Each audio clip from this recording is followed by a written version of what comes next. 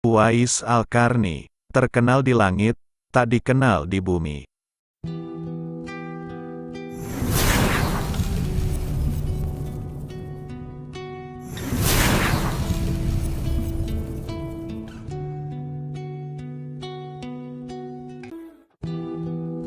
Rasulullah Shallallahu Alaihi Wasallam suatu ketika pernah bercerita tentang Uwais Al-Qarni. Sabdanya, yang artinya, dia seorang penduduk Yaman, daerah Qarn, dan dari kabilah Murad. Ayahnya telah meninggal. Dia hidup bersama ibunya dan dia berbakti kepadanya. Dia pernah terkena penyakit sopak.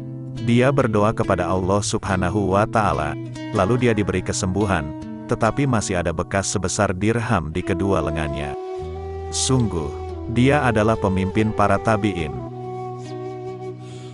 Kemudian Nabi Shallallahu Alaihi Wasallam bersabda kepada Umar bin Al-Khattab dan Ali bin Abi Thalib radhiyallahu anhu, jika kalian bisa meminta kepadanya untuk memohonkan ampun kepada Allah Subhanahu wa Ta'ala untukmu, maka lakukanlah. Kehidupan Uwais Al-Qarni. Di Yaman, tinggal seorang pemuda bernama Uwais Al-Qarni yang berpenyakit sopak, tubuhnya belang-belang. Walaupun cacat, ia adalah pemuda yang soleh dan sangat berbakti kepada ibunya. Ibunya adalah seorang wanita tua yang lumpuh. Uwais senantiasa merawat dan memenuhi semua permintaan ibunya. Hanya satu permintaan yang sulit ia kabulkan. Pemuda bernama Uwais Al-Qarni adalah seorang yang sangat miskin. Uwais adalah seorang anak yatim. Bapaknya sudah lama meninggal dunia. Ia hidup bersama ibunya yang buta. Selain ibunya, Uwais tidak lagi mempunyai sanak famili sama sekali.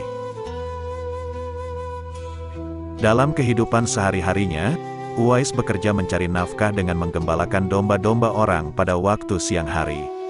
Upah yang diterimanya cukup untuk nafkahnya dengan ibunya. Bila ada kelebihan, terkadang ia pergunakan untuk membantu tetangganya yang hidup miskin dan serba kekurangan seperti dia dan ibunya. Demikianlah pekerjaan Uwais Al-Qarni setiap hari. Berbakti kepada orang tua.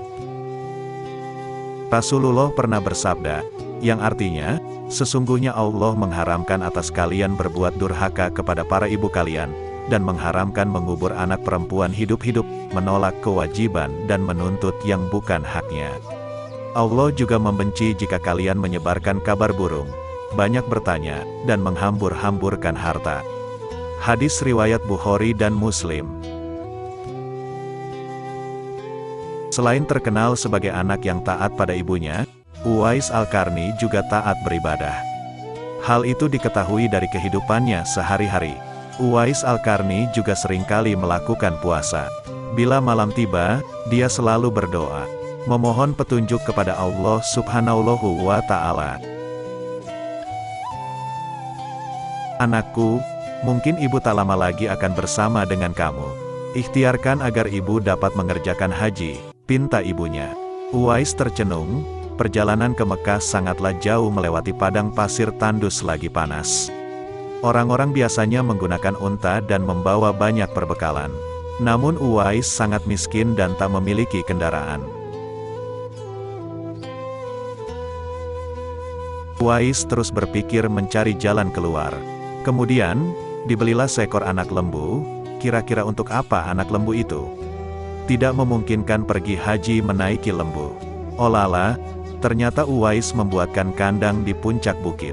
Setiap pagi ia bolak-balik menggendong anak lembu itu naik turun bukit. Uwais gila, kata orang-orang yang melihatnya. Yah, kelakuan Uwais memang sungguh membuat aneh setiap orang yang melihatnya. Tak pernah ada hari yang terlewatkan selain ia menggendong seekor anak lembu naik turun bukit. Makin hari anak lembu itu makin besar, dan makin besar tenaga yang diperlukan Uwais. Tetapi karena latihan tiap hari, anak lembu yang membesar itu tak terasa lagi. Setelah 8 bulan berlalu, sampailah musim haji. Lembu Uwais telah mencapai 100 kg, begitu juga dengan otot Uwais yang makin membesar. Ia menjadi kuat mengangkat barang. Tahulah sekarang orang-orang apa maksud Uwais menggendong lembu setiap hari. Ternyata ia latihan untuk menggendong ibunya. Uwais menggendong ibunya berjalan kaki dari Yaman ke Mekah. Subhanallah, alangkah besar cinta Uwais pada ibunya. Ia rela menempuh perjalanan jauh dan sulit, demi memenuhi keinginan ibunya. Uwais berjalan tegap menggendong ibunya tawaf di Ka'bah. Ibunya terharu dan bercucuran air mata telah melihat Baitullah. Di hadapan Ka'bah, ibu dan anak itu berdoa, "Ya Allah, ampuni semua dosa ibu," kata Uwais. "Bagaimana dengan dosamu?" tanya ibunya heran. Uwais menjawab, "Dengan terampunnya dosa ibu, maka ibu akan masuk surga. Cukuplah ridho dari ibu yang akan membawa aku ke surga." Subhanallah, itulah keinginan Uwais yang tulus dan penuh cinta. Allah Ta'ala pun memberikan karunia-Nya. Uwais ketika itu juga disembuhkan dari penyakit sopaknya. Hanya tertinggal bulatan putih di tengkuknya. Tahukah apa hikmah dari bulatan putih disisakan di tengkuk? Itulah tanda untuk Umar bin Khattab dan Ali bin Abi Thalib, dua sahabat utama Rasulullah Shallallahu Alaihi Wasallam, untuk mengenali Uwais. Keinginan bertemu Rasulullah. Berita tentang perang Uhud yang menyebabkan Nabi Muhammad mendapat cedera dan giginya patah karena dilempari batu oleh musuh-musuhnya, telah juga didengar oleh Uwais Al-Qarni. Segera Uwais mengetok giginya dengan batu hingga patah. Hal ini dilakukannya sebagai ungkapan rasa cintanya kepada Nabi Muhammad Shallallahu Alaihi Wasallam, sekalipun ia belum pernah bertemu dengan beliau. Hari demi hari berlalu, dan kerinduan Uwais untuk menemui Nabi Shallallahu Alaihi Wasallam semakin dalam. Hatinya selalu bertanya-tanya, kapankah ia dapat bertemu Nabi Muhammad Shallallahu Alaihi Wasallam dan memandang wajah Nabi dari dekat. Ia rindu mendengar suara Nabi Shallallahu Alaihi Wasallam, kerinduan karena iman. Tapi bukankah ia mempunyai seorang ibu yang telah tua renta dan buta, lagi pula lumpuh? Bagaimana mungkin ia tega meninggalkannya dalam keadaan yang demikian? Hatinya selalu gelisah. Siang dan malam pikirannya diliputi perasaan rindu memandang wajah Nabi Muhammad Shallallahu Alaihi Wasallam. Akhirnya, kerinduan kepada Nabi Shallallahu Alaihi Wasallam yang selama ini dipendamnya tak dapat ditahannya lagi. Pada suatu hari ia datang mendekati ibunya, mengeluarkan isi hatinya dan mohon izin agar ia diperkenankan pergi menemui Rasulullah di Madinah.